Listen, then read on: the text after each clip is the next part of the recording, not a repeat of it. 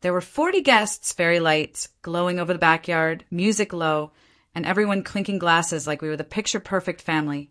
I stood there, smiling politely, holding a drink I hadn't even sipped, when my dad's voice cut through the air, sharp, loud, and humiliating. "Sarah, it's time you sell that damn house. Your brother's loan isn't going to pay itself." My fingers froze around the glass. Conversations died. Every single person turned toward us. I laughed nervously, thinking maybe, just maybe, he'd laugh too and say it was a joke. But no, his eyes were dead serious. I looked at my mom.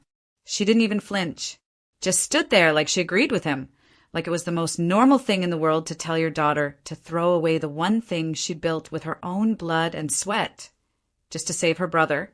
I didn't say a word. Not yet. But inside me, something snapped.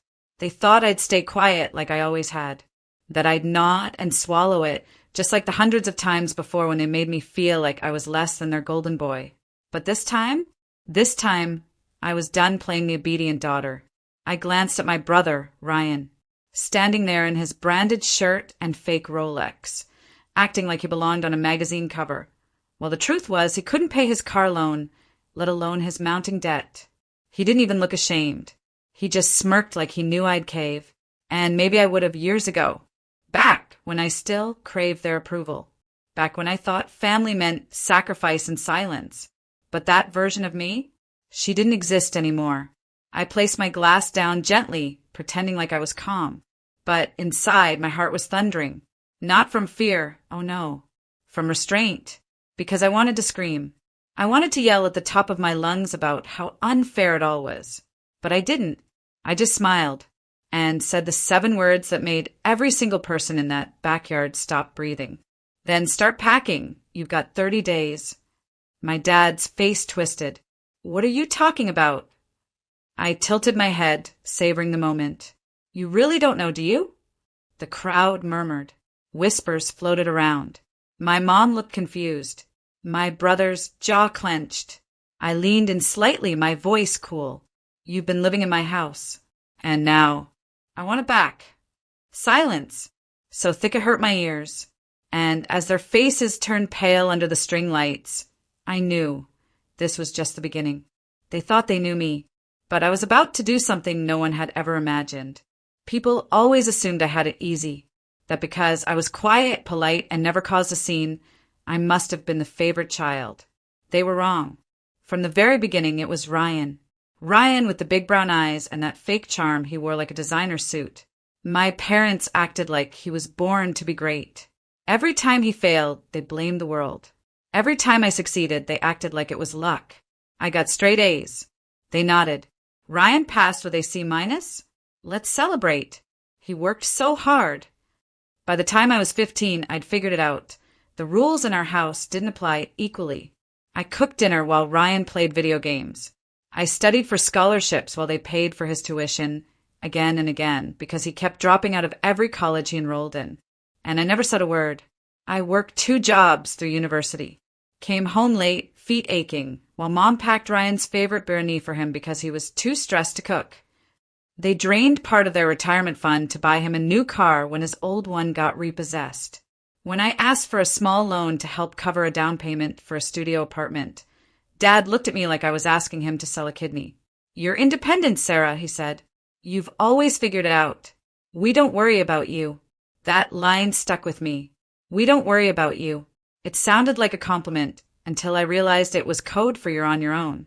Even when I landed a full-time job right after graduation, I came home to find Ryan in the living room, jobless again, telling our parents about his new startup idea.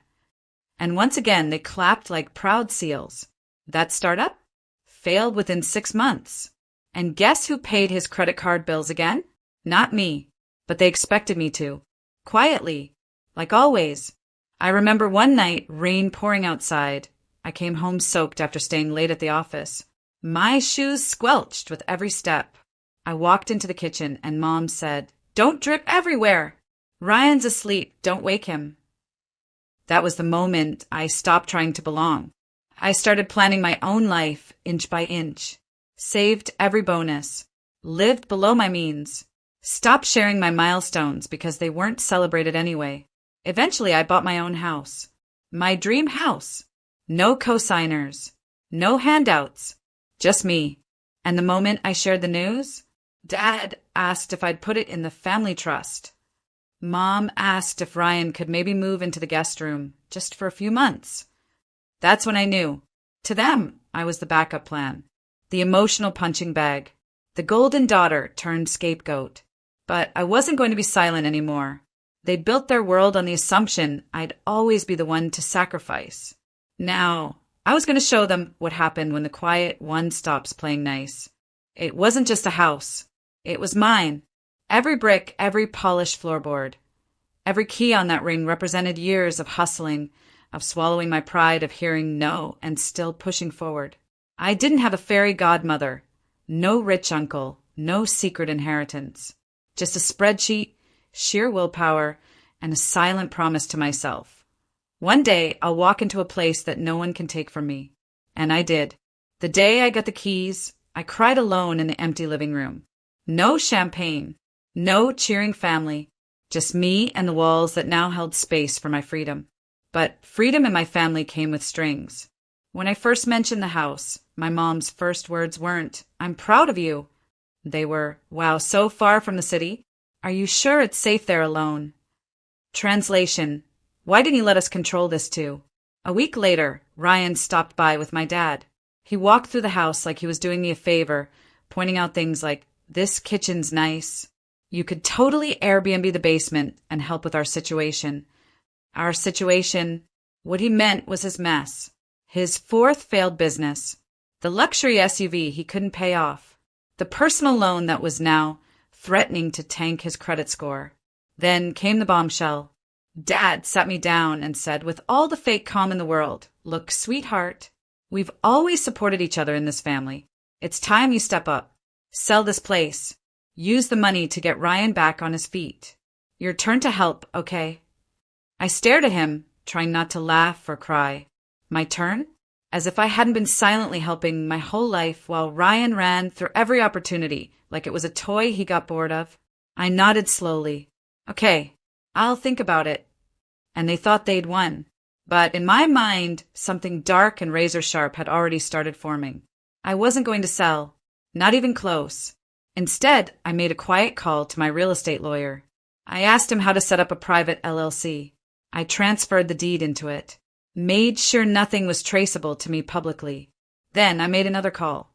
To a property manager. I told them I was moving abroad for work and needed someone to handle the house. In truth, I was moving just 15 minutes away into a small rental nearby so I could watch everything unfold. 3 weeks later, I handed over the keys. To my parents. "I'm going to lease the place for a while," I told them. "You guys can stay here rent-free for now. Just help me keep it in shape." Their eyes lit up like they'd won the lottery. I smiled, because they had no idea. The clock had already started ticking. The day I moved out of my own house, no one saw it coming. I packed my things in silence. No drama, no teary goodbyes, just one suitcase, a laptop bag, and a calm that felt foreign after years of swallowing rage. I left behind the custom furniture, the plush rugs, even the artwork I had saved for months to buy. It wasn't giving up, it was bait. My parents had moved in 2 days prior. They were still getting comfortable, already complaining about the water pressure and saying the lighting wasn't warm enough. Dad had dragged Ryan's old gaming chair into the living room like it belonged in a museum. Meanwhile, I slipped away into a simple rental. At least that's what I let them believe. It was a modest house in a quiet neighborhood with a small garden out front. Clean, unfussy, peaceful. But here's the twist. I own this one too. Bought it under a different LLC. Different address on the paperwork. Different name on the mailbox. It was all legal. Invisible. My second home was mine, hidden in plain sight. I even had fake lease papers made just in case they snooped. The next week, I invited Mom for tea, hoping to drive the nail in further. She looked around the humble place and barely concealed her smirk. "Bit of a downgrade, isn't it?" she said, sipping her chai with that sweet-coated venom only mothers can perfect. "But at least you're learning to live within your limits." I smiled. "Yeah, I'm trying." Dad came by later that week, brought me leftovers like I was a charity case. Hard to see you here. After that beautiful house, he said with a sigh. But at least you're not paying a mortgage anymore. I wanted to scream, but I didn't. I let them believe it all. That I was broke. That I'd sold the house for Ryan. That I had once again played the dutiful daughter who gave up her dreams for her family. And that's what stung them the most. They thought I had nothing left. Ryan came over one day, tossed his car keys on my table, like I was still the family help. You know, he said, I might need some help with the insurance on my BMW. Things are tight. I nodded like a broken doll. Of course. Then I turned off my phone for the rest of the day. The truth was, every visit, every smug smile from them was feeding the fire I had been building. Not out of hate, but clarity. They needed to believe I was down and out, because when the curtain dropped, I wanted the gas to hit their lungs like ice water. This wasn't just a plan. This was a performance. And the best scenes were yet to come. The backyard was lit with fairy lights, laughter, and the kind of smug joy that made my stomach churn. It was Ryan's lone celebration party. Yes, that's what they called it. Apparently, my parents had miraculously managed to get his debts paid off, and tonight was a toast to his fresh start. They acted like they'd saved the world. Not a single soul knew they were living in the house they thought I had sacrificed. Not one person knew the truth. I stayed quiet all evening. Polite smile, quiet laughter, one glass of sparkling water in my hand that I nursed for hours. My parents, however, were basking in attention, their voices rising with every compliment thrown at their golden son. She gave up everything for her brother, Mom told Aunt Nazreen loudly enough for the neighbors to hear. Sold her dream house. We raised such a selfless girl. She always puts the family first, Dad added with a smirk in my direction, like I was some obedient servant getting a participation trophy. And then it happened, right in the middle of the backyard, as Ryan was giving some half-drunk speech about redemption and second chances. My dad clinked his glass for attention. I just want to take a moment to acknowledge my daughter, he said, motioning toward me like I was a dog. She made the ultimate sacrifice. Sold her house, her dream, for her brother's future. Everyone clapped. 40 people, applauding a lie. Then he said it, the line that snapped something deep inside me. She did it without question. And honestly, if we ever need her to step up again, I know she will. That's what family does. Laughter. Nods. More clinking glasses. I stood up slowly. My hands didn't shake. My voice didn't crack.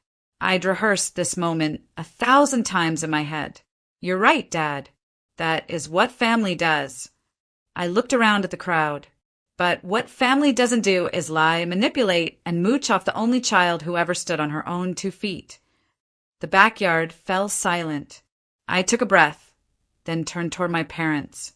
You never paid off Ryan's loan. I did, but not by selling my house. My mother blinked like I'd slapped her. I didn't sell it, I said louder now. I still own that house, and the one I live in now. I own that too, both under separate LLCs. Both in my name. I'm not broke. I never was. My father's jaw clenched. What are you saying? I'm saying, I stepped forward, that the house you're living in, the one you think I gave up, you're tenants. And as your landlord, I'm giving you 30 days' notice to vacate. The color drained from their faces. Someone gasped. I looked at the stunned crowd and smiled. I've played the humble daughter long enough. It's time I lived like the woman I actually am. Then I sat down, sipped my sparkling water, and let the silence thunder louder than applause ever could. The days after the backyard party were like walking through a battlefield, except I was the only one still standing. My phone blew up the next morning. Missed calls from Mom. Voicemails from Dad. Even Ryan had the audacity to text me, calling me dramatic for exposing the truth in front of everyone. He said I should have kept it in the family. As if keeping it in the family hadn't already burned me to the bone. But I stayed silent. Let them sit in the discomfort. A week later, a formal notice was delivered to the house, my house, by my lawyer. It was a clean, polite, legally worded eviction. 30 days to vacate, effective immediately. No threats. No nastiness. Just business. Mom called instantly. This time she didn't yell. She begged. Sarah, sweetheart, please. Where will we go?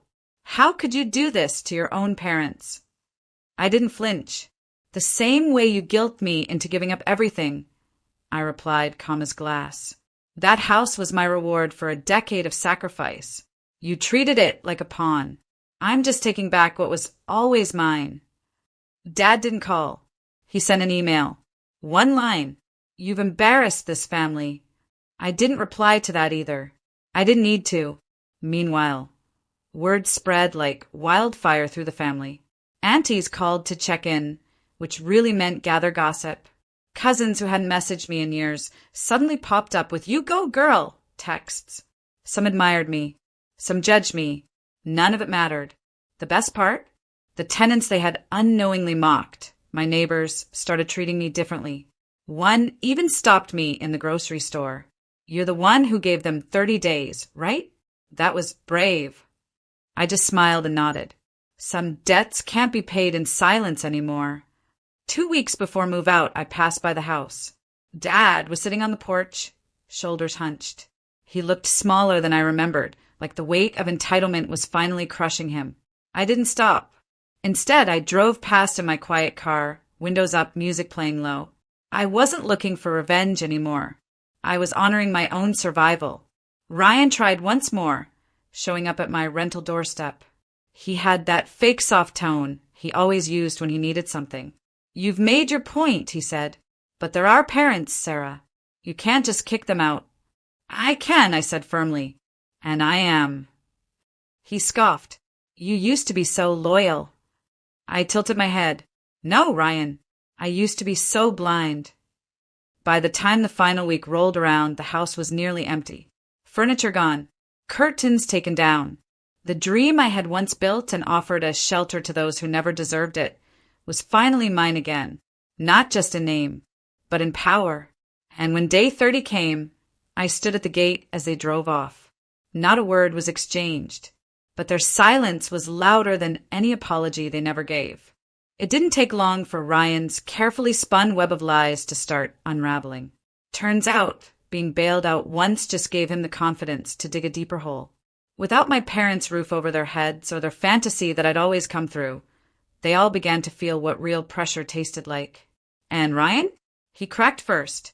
It started with a phone call I wasn't supposed to hear. My co-worker Asha, whose cousin worked at the same finance firm Ryan claimed to be consulting for, spilled the truth over lunch. Sarah, she said, leaning in like she was about to drop a bomb. Your brother never had a real job there. He was doing shady referral work under the table. Word is he's being investigated for using client names to apply for private loans. I blinked. What kind of loans? The kind that need someone else to foot the bill when things go south. I shouldn't have been surprised, but it still hit me like ice down the spine. The golden boy? He'd been a walking debt grenade this entire time. 2 weeks later, I got an email from a lawyer I didn't recognize, apparently one of Ryan's former investors. He was listed as a co-guarantor on a loan Ryan had forged. My name had popped up in their digging. The only reason I wasn't involved? Because, thank God, I'd legally separated all assets under LLCs years ago. Every house, every penny, untouchable. I forwarded the email to my own attorney and blocked the number. By the end of that month, Ryan's car was repossessed, his bank account frozen, and his face on a local news report about small-scale financial fraud. It was surreal watching the TV screen show his mugshot while my parents sat in their rental apartment, one they could barely afford on their pensions. Mom called, crying. This family is cursed, she sobbed. Why is this happening to us? But I didn't respond with pity. I responded with truth. This isn't a curse, Mom. This is consequence. You treated Ryan like a prince and me like a purse. And now he's bankrupt, morally and financially. Dad never called. He was too proud. But I heard from Uncle Tamor that he'd been asking around about legal ways to sue his daughter. I almost laughed. Sue me? For what? Owning my life? They lost the illusion that Ryan would ever be their redemption. And without that illusion, their carefully constructed kingdom, built on denial, lies, and favoritism, collapsed. The irony? The very daughter they once dismissed had become untouchable. And the son they crowned? He was now nothing but a headline. And yet, even as they watched everything fall apart, they never said thank you. Never said sorry. Not once. But I didn't need their apology anymore. Because the truth had done what years of begging never could. It made them feel what it was like to be powerless. And that was justice enough for me. 6 months later, I stood in front of tall glass windows overlooking the ocean, barefoot, coffee in hand, and peace wrapped around me like silk. The sun was warm on my face, and for the first time in years, I wasn't bracing for the next blow. I was simply living. The house wasn't just beautiful. It was a masterpiece I designed myself. Every tile, every piece of art, every quiet corner, it reflected me. Not the daughter who was guilt-tripped into silence. Not the sister who was overlooked. But the woman who finally chose herself. And the best part? They had no idea. To them, I was still renting a modest house after my supposed fall from grace. They thought I'd let go of everything. What they didn't know was I'd only let go of them. A friend of my mother's, an Andy who always had more opinions than manners, saw me leaving a private business event one night. She saw the car, the press, the photographer taking photos for a Women in Leadership feature. The next day, I got a message from my mother. We didn't know you owned your own company, or 3.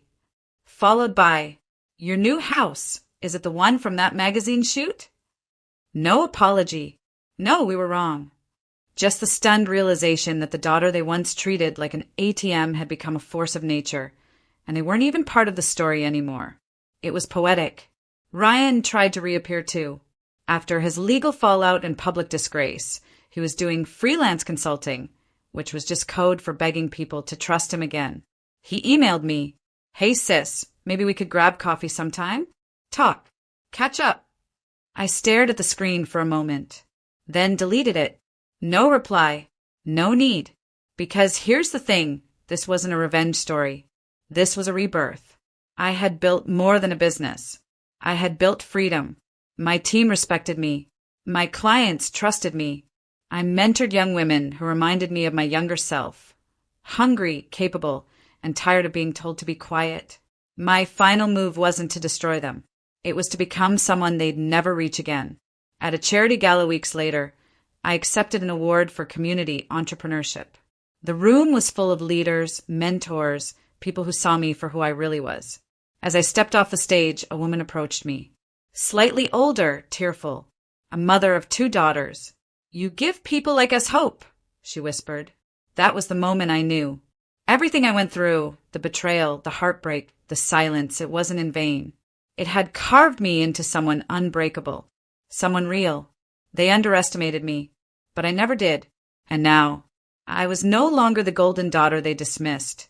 I was the woman they could never forget.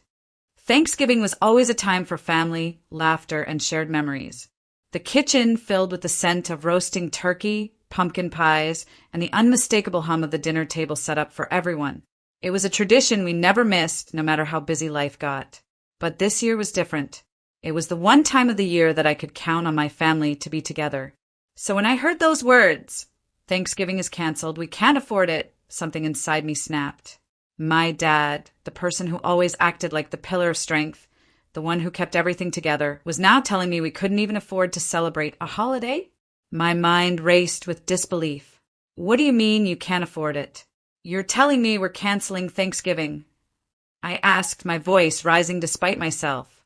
He looked at me with the same tired expression I'd seen countless times before. "We're going through tough times, honey.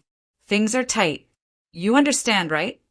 His voice was calm, too calm for the situation. It didn't make sense. This was the same man who never failed to go all out for Thanksgiving dinner, no matter how many bills were stacked up in the corner. We'd all been there. The late nights, the stress, but he never let it show. Or so I thought. My brother sat there, avoiding eye contact, as if he knew what was coming. Mom? She was in the living room, already half distracted by her phone, not even fully paying attention to what was happening. This was becoming a pattern. My family had always depended on me, always expected me to be the one to fix things, to make sure everyone was happy, that everything was in place. But today it felt different. I stared at my dad, feeling my stomach twist into knots. "You're seriously telling me that Thanksgiving is off, just like that?" I repeated, trying to make sense of it. The pain in my chest was growing. We didn't need anything extravagant this year, but the idea of not even coming together for dinner, not even spending time as a family, was that really happening? "Look, I said I'm sorry," he muttered, then added quickly, "but we just don't have the money for it, okay?" His words stung, but I could hear the familiar frustration in his tone, as if it were my fault he had to make this decision. I could barely contain my anger now. "Funny, since you're all having dinner without me, apparently," I snapped back before I could stop myself. The words left my mouth before I even had time to think them through.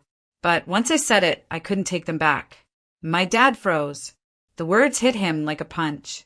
I could see the familiar guilt rising in his eyes, the shame. He looked away for a second, and I knew he wasn't prepared for this confrontation. He had always been the one in control, the one making the decisions. But this was different. I could feel the air grow heavy with tension. For the first time in years, I wasn't going to just sit back and take it. I was angry, but more than that, I was hurt. After all the sacrifices I'd made for them, for the family, for their happiness, this was how they repaid me? This was how they showed me appreciation? The realization hit me like a wave. This wasn't about dinner. It wasn't about Thanksgiving. It was about everything that had been simmering beneath the surface for years. And then it hit me, the truth I'd been avoiding. They'd always expected me to handle things, to be the glue holding everything together while they coasted along. They'd never had to face the consequences of their own actions. And I was always there to clean up the mess. But now, I couldn't be that person anymore. "Fine," I said, my voice cold. "If you can't afford Thanksgiving, then I guess I'll make sure you won't need to worry about anything else." My heart was racing as I walked away, but I knew in that moment I was done. This wasn't about the holiday anymore. This was about respect, about boundaries, about me finally standing up for myself. I had spent years being the family fixer, the one who always showed up when things went wrong, the one who would drop everything, no matter what, to make sure everyone else was taken care of. But now, standing in the quiet of my living room, the weight of it all began to settle on me in a way it never had before. I had given them so much, my time, my energy, my patience. Yet, when it came down to it, I was nothing more than an afterthought. It wasn't the first time I had felt this way. For as long as I could remember, I had been the one to step in when the family needed saving. Whether it was stepping in to help pay bills, babysitting for hours, or simply organizing the family gatherings that no one else seemed to care about, I had always been the glue holding it all together. But in hindsight, that was the problem. I had let them lean on me, and they had taken it for granted. They had come to expect that I would always be there, no matter how little they acknowledged my sacrifices. Flashbacks rushed into my mind, vivid as if they had just happened yesterday. I remembered last year's Thanksgiving dinner when my mother had casually asked me to pick up the turkey on the way over, even though I had just finished an exhausting work week. No one bothered to ask if I needed help. No one asked how I was doing. I was just the one who made everything work. The same thing happened every single year, holidays, birthdays, anniversaries. It didn't matter what I was going through.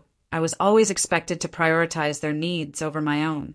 And every time I spoke up, every time I suggested I needed a break or simply wanted to enjoy the holidays without the pressure of being the fixer, they would guilt-trip me. I thought back to the last Christmas when my sister had shown up with her new boyfriend and expected me to drop everything to entertain them, even though I had promised myself that I would take the day off to relax. But of course, that never happened. Instead, I ended up cooking the entire meal, cleaning up afterward, and making sure everyone had a good time. I didn't mind helping, but when it was always me doing the work while others waltzed in without lifting a finger, it felt like something was breaking inside me. Then, this Thanksgiving, to hear my dad so casually announce that it was canceled and that they couldn't afford it, while I was excluded from the dinner plans, was the final straw. I had been excluded from so many things in the past, but this time it was different. This time it wasn't about finances or the holidays themselves. It was about the fact that they hadn't even considered including me. It wasn't that they needed money or help with the dinner. They didn't even care enough to ask. I wasn't part of their plans. It wasn't even a question. It was just assumed that I wouldn't be there. And for the first time in a long time, I realized just how deep the betrayal ran. All these years, I had been bending over backward to make sure everything was perfect for them. And yet, I was still treated like an outsider in my own family. They didn't see how much I had sacrificed, how much I had put aside for their sake. My needs, my feelings, none of that had ever mattered. I had been expected to quietly endure, always putting them first, never daring to ask for anything in return. As I sat there, the weight of the decision I had made began to sink in. I had cut them off, really cut them off. And for the first time, I didn't feel guilty about it. I realized that I was done being the family fixer. I was done being the one who held everything together while they carried on as if nothing was wrong. It was time for me to prioritize myself for once. But the more I thought about it, the more I felt a deep sense of loss, a sense of finality. Thanksgiving wasn't just about the meal. It was about the family coming together. It was about love, tradition, and connection. But now it felt like that connection had been ripped away from me. Not by choice, but by neglect, by manipulation. And as I closed my eyes, the weight of it all crushed me. The moment everything shattered happened in an instant. I could feel my pulse racing as I stood in front of them, all of them, Mom, Dad, and Wendy. The tension in the room was thick, almost suffocating. The lies they had told, the guilt they had piled on, it all came rushing back in a flash. I had been holding it together for so long, pretending to play my part, but not anymore. "Funny, since you're all having dinner without me," I blurted out, my voice sharp, dripping with sarcasm. The words slipped out faster than I could stop them, but they were exactly what I needed to say. Their faces froze for a moment, but I could see it. The guilt, the discomfort, they all felt it. But it wasn't enough. The moment of truth was here, and yet they didn't even flinch. Mom's expression softened, her eyes pleading, as if she was going to say something to smooth it over. But Wendy didn't even try to hide the anger. "You're being dramatic," she snapped, her voice laced with frustration. "It's just dinner, Stephen. You're acting like this is the end of the world. You're blowing things out of proportion." I stood there, feeling the sting of her words, but they didn't faze me anymore. For the first time, I didn't care about her excuses or Dad's silence. "You think I'm being dramatic?" I shot back, my heart pounding in my chest. "You all lie to me, guilt-trip me, and then when I finally have the courage to stand up for myself, I'm the one who's dramatic?" The words were out before I could stop them, but they were long overdue. Mom sighed, her voice shaking as she spoke.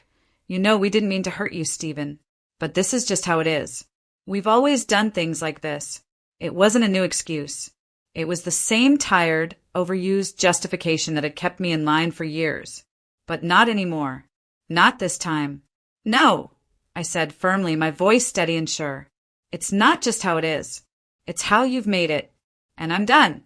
I'm done being the backup. Done being your safety net when it's convenient for you. I'm not doing this anymore." The room fell silent. My words lingered, hanging in the air like an unspoken challenge. There was no going back from this moment. The realization hit me like a cold slap. I wasn't just confronting them. I was finally confronting myself, my own fears of standing up for who I truly was. And in that silence, I knew this was the breaking point. No more compromises. No more putting myself last for a family that only showed up when it was convenient. I didn't waste any time. The moment the words left my lips, the weight that had been crushing me for years lifted, just for a moment. But it was enough. I walked straight to my desk, opened my laptop, and made the call. The car I had been planning to buy for them, the one I had saved for, the one I'd hoped would make everything right, was now off the table. I'd spent months thinking about it, the car symbolizing everything I had sacrificed for them over the years.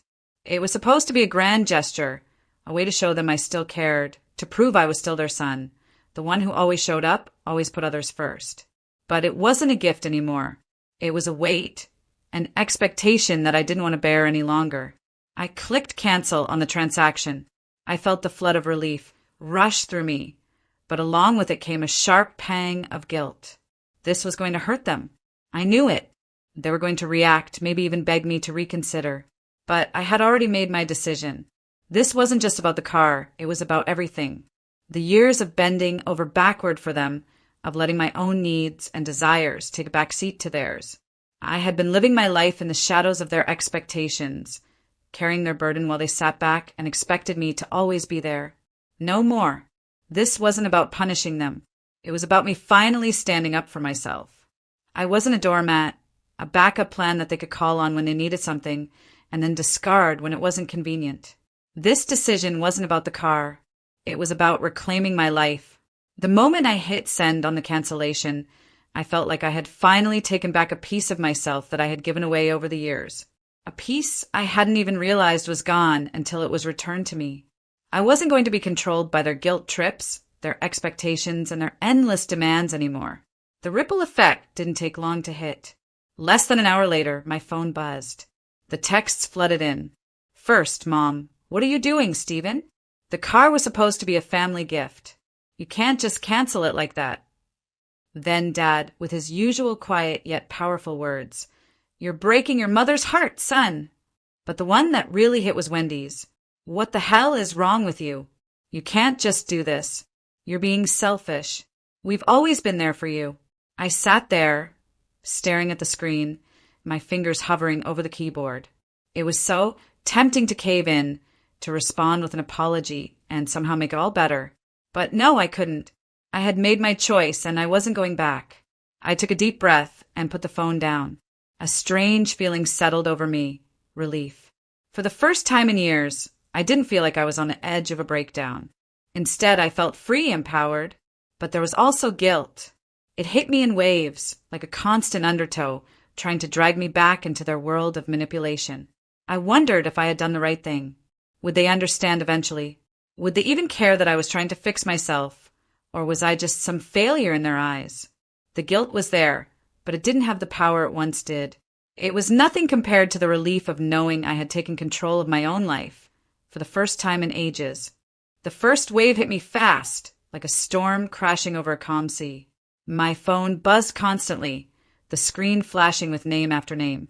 I knew what was coming. My mom, Dad, and even Wendy, all trying to get in touch. I let the calls ring out for a while, not wanting to face it just yet. But the guilt weighed on me, and finally I picked up. Stephen, what are you doing?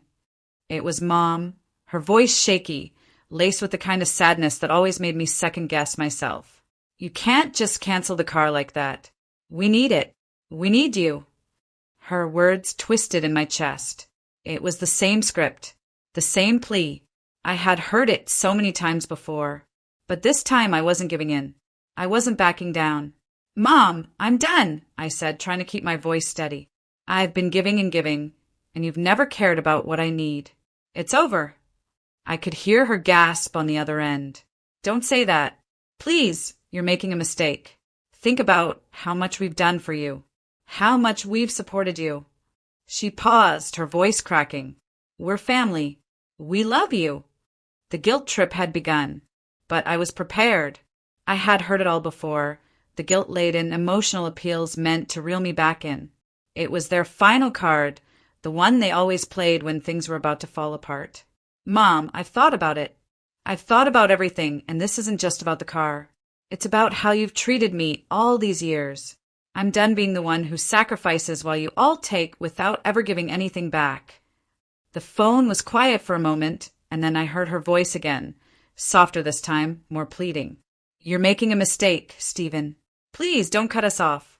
We're your family. You don't understand how much you're hurting us. I shut my eyes, fighting the pull of that familiar guilt, the one that always made me second-guess myself. But I stood firm. I understand more than you think. I'm not your punching bag anymore. This is what's best for me. I'm sorry. I hung up before she could respond. But it wasn't just Mom. Within minutes, Dad called, then Wendy, each of them with the same script. Don't be like this, Stephen. We need you, Dad said, his voice calm, but with an undercurrent of desperation. And Wendy, you're being selfish.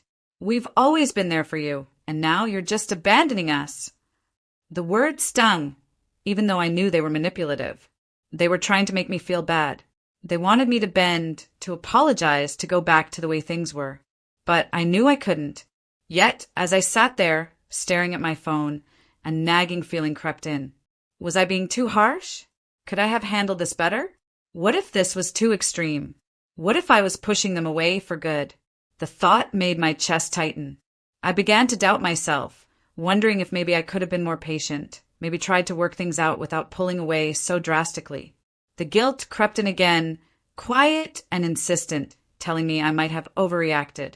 But then I remembered the years of sacrifice, the constant disappointment, and the never-ending manipulation. I couldn't keep living that way. They had to understand that. This was about standing up for myself, even if it meant sacrificing the comfort of the familiar guilt trips. Still, the question lingered.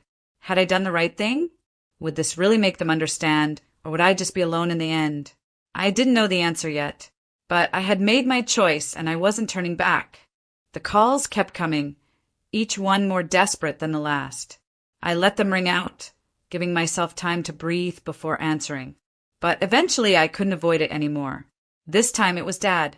"Stephen, son, please," his voice cracked through the phone, so raw and full of emotion that for a split second I almost wavered.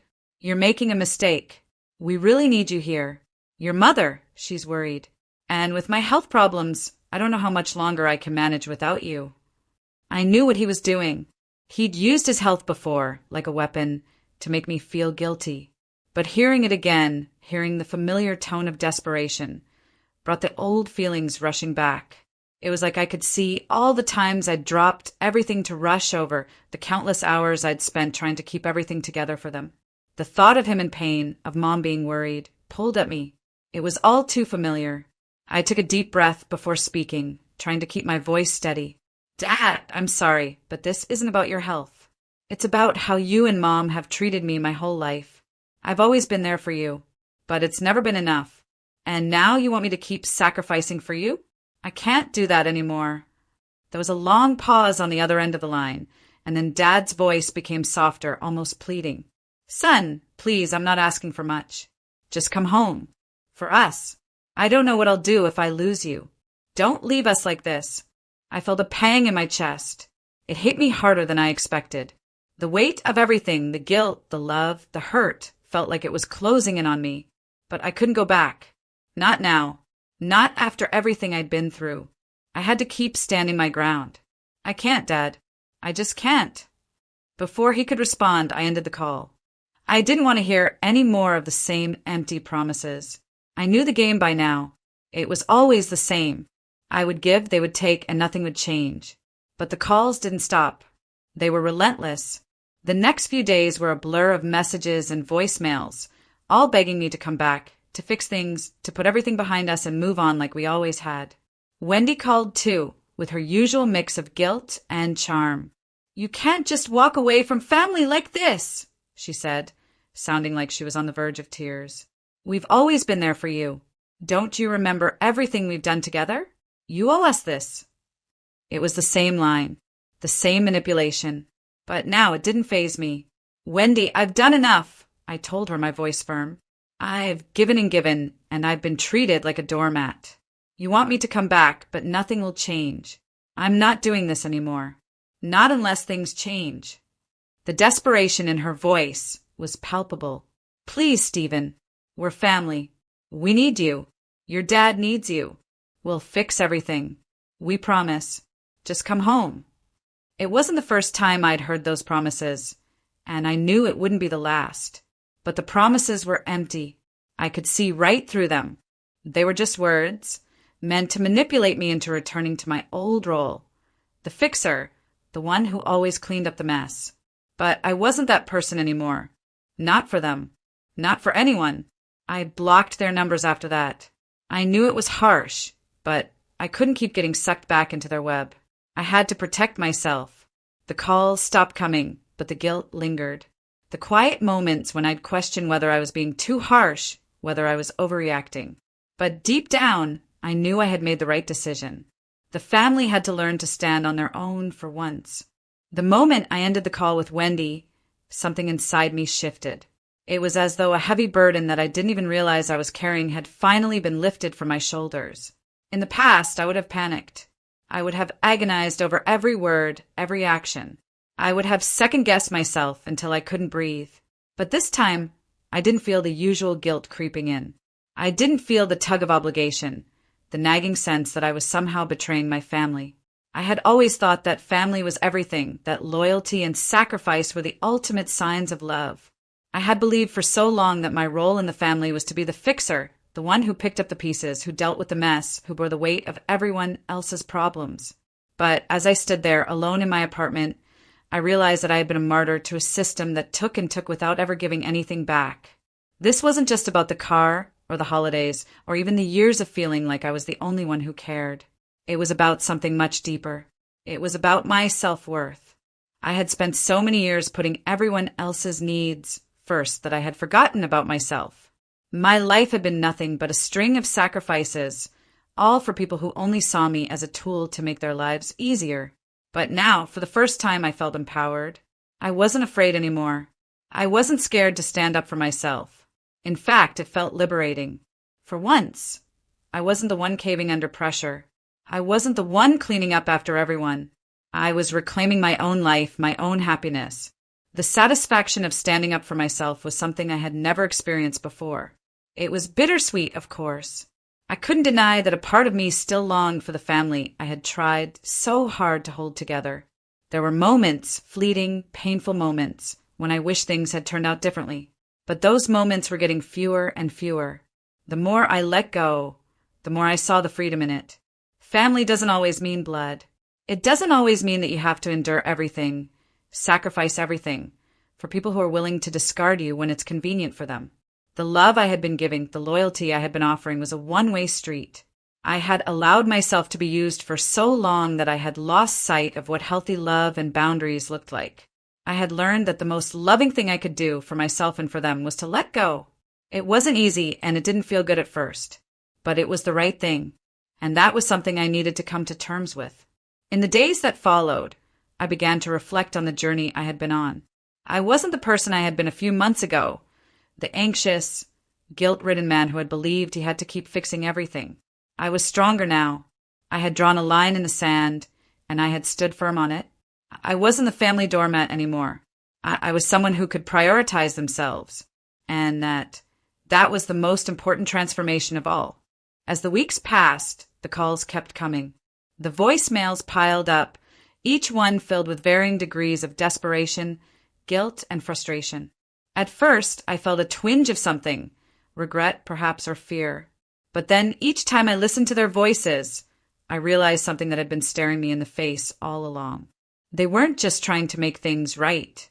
They were trying to manipulate me to get me back into the role I had so willingly played for all those years. I stayed firm. I ignored their messages. I didn't return the calls. For the first time in my life, I had taken control. I had said no, and that no had become my shield. There was no turning back now. My decision had been made, and there was no reason to question it. As the days turned into weeks, I began to feel something I hadn't felt in a long time: peace. It wasn't immediate, of course. At first, it was a strange, unfamiliar kind of calm, like stepping into a new world where I was no longer bound by the weight of other people's expectations.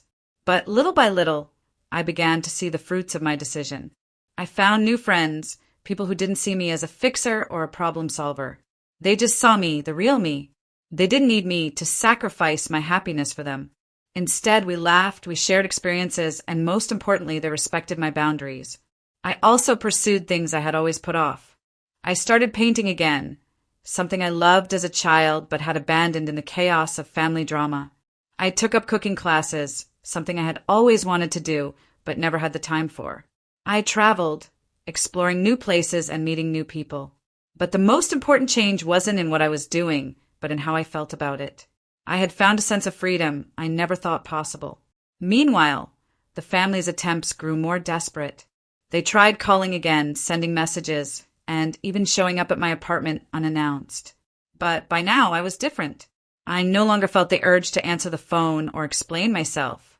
It had become clear to me that the only thing they wanted was to put me back in my place, to restore the dynamic that had kept me as their emotional punching bag. And then one final message came through. It was my father, and this time there was no manipulation in his tone, no guilt-tripping, just regret. "I'm sorry, son," he said. "We were wrong. I was wrong. I didn't realize what I had until it was too late. I hope you can forgive us." But by the time I heard those words, it didn't matter anymore. I had already moved on. The person I had become, the life I had built, was far more valuable than any apology they could offer. I had learned the most important lesson of all. Love, especially family love, should never come with strings attached. I had set myself free, and in doing so, I had created a new life, one that was mine to live on my terms. Sometimes cutting off the toxic people in your life isn't just necessary, it's empowering. And for the first time, I truly understood that.